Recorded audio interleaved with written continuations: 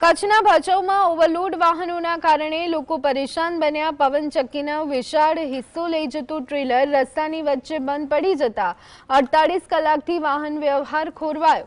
ટ્રેલરના બંધ પડી જવાના કારણે માર્ગની એક સાઈડમાં જ વાહન વ્યવહાર ચાલુ છે, જેના કારણે ટ્રાફિક જામની સ્થિતિ સર્જાઈ છે।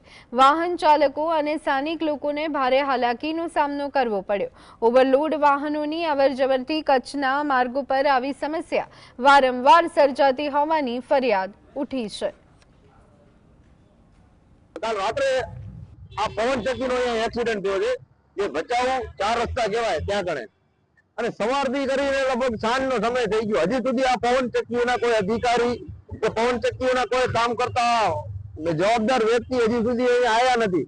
અને સવારથી આજે ટ્રાફિકનો માહોલ છે, ગાડીઓ ચારે બાજુ રોંગ સાઈડથી ચાલી રહી છે, જેના કારણે પણ ભારે અકસ્માત થઈ શકે એમ છે।